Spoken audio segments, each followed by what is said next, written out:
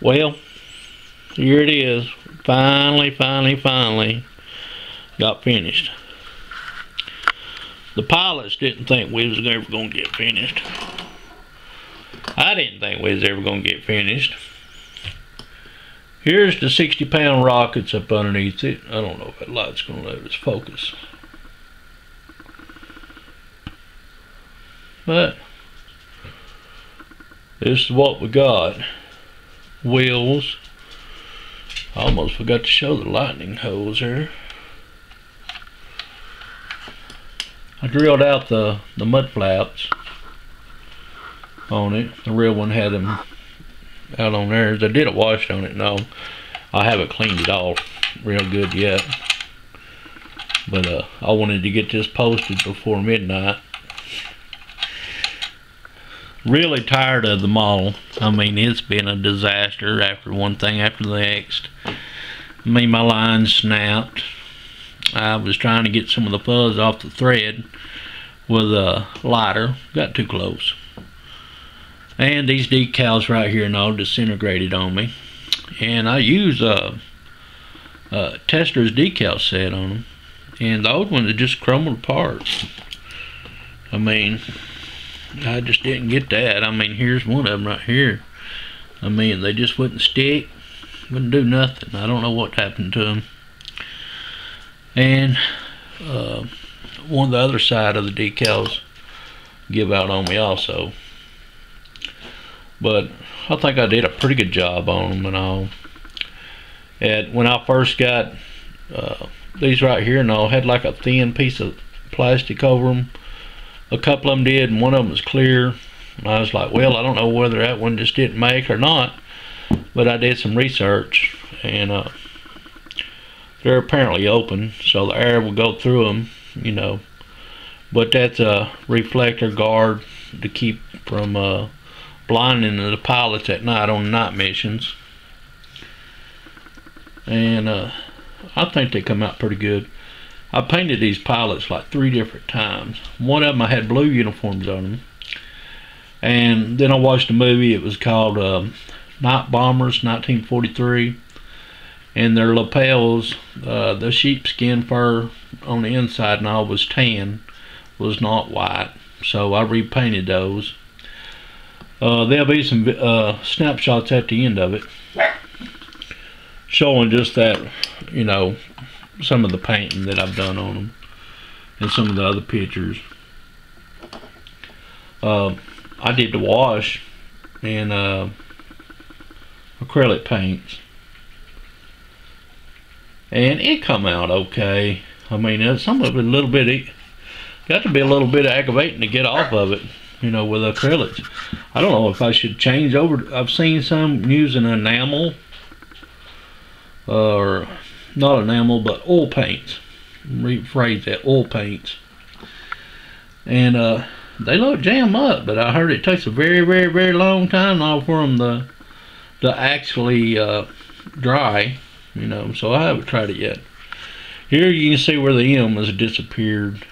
Now this one just, it fell off, and it was like it was a 1,000-year-old mummy and all, and it just crumbled and turned to powder. I mean, it actually had started coming over, and there's a lip right here on this model, and the real one had it too. I have no idea what that lip would be on the real model, and I've never seen anybody mention it, talk about it, you know, as far as what that lip actually is, you know, on the design. But I had to replace these back ones, like I said, and all they crumbled off. So I replaced them with the other sets I had in there. One of the Royal Canadian Air Force, and the other one is Royal Air Force. So I think these are the Royal Air Force, not the Canadian ones. Canadian has a smaller white stripe. But that's it, just about. I mean, you know, the bottom's black, you know, as you can see. It's still got to clean up some of the white on the bottom. I did a gray wash on it now, because I mean, it's like, well, what do you do with a black bottom? I mean, you know. So I did like a gray wash on it.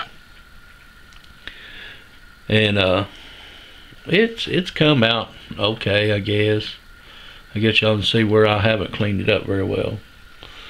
But I think the model come out okay. The biggest problem with this kit, if you build it, I would build it bomber version instead of putting the cannons on the nose. I mean, if I had done it again, it would be the bomber version with the, you know, the cockpit. Because on this one, you gotta actually saw and cut this whole nose off and replace it with this nose. And it's a lot of filling, Bondo, sanding, priming, the whole 9 yards over and over to get it to this condition. It's an enjoyable model to build, really. I mean, the gear bay doors was the biggest concern. I like to never got them on there. I mean, they have these little bitty hinges and they don't even match up no matter which way you flip, turn, whatever. They do not go on there. If I have it again, it will be in the air flying, gears up. I wouldn't even worry about cutting them gear doors open. I mean, you literally got to cut them open. But my string had broke, like I said, and I had to repair that again, you know. But overall, I mean, it's a nice model once it gets done, gets put together. But except for the few things that I run across, you know, other than that, I like to never got these little lenses now on the wingtips to go in. I mean, I got them in, but I'm using testers, clear part cement, you know, because I had my P47, just canopy got ruined with super glue. I mean, it was just like one drop of it and it was destroyed. I mean, I buffed and sanded and buffed, never could get it out. But I use a Fusion for plastics, clear coat. It seems to be okay, but I heard that you can use the floor polish, and the floor polish will do a super good job on coating models. And I've just got to try some of it, but I ain't found a place yet that I can get it yet, you know. I heard Ace Hardware had it. I've seen it advertised on a web page, you know. When I did a search for it, they got one that's called Pledge. Pledge has one though, but they've apparently changed the bottle, you know. So I'm not sure if it's the same one or not. So, rambling on here. Here's my canopy. Y'all watched my videos. You've seen the one I did with the amorous glue and the acrylic paint to get a red mask put on here. Well, this is it. Let me see if I can get the light to cooperate with this camera. But it did okay. And the only reason why I ain't bought the blue mask that you can get off the, you know, different websites and stuff like that, because here in town I live close to Chattanooga, and the only thing we got is Hobby Lobby basically yet. They don't sell nothing but Revell kits. They've got 2 or 3 other kits, but they do not sell the masking. And for me to order the masking, easily $6 for the masking plus another $6 for shipping, so we're talking 12 bucks, you know. I'm cheap. I'm poor. I buy too many models. But thank you all for watching this video. Please comment. Tell me what you think. Show me yours. You know, I like YouTube, and I know a lot of people griped about YouTube and all, you know, have changed their policy and all that. It hit me about 2 months ago, so I just went and rolled with the flow and went ahead and used my name on there. I don't know, I guess you can change your email. If you want your old name back, make your email name the same as what you want your YouTube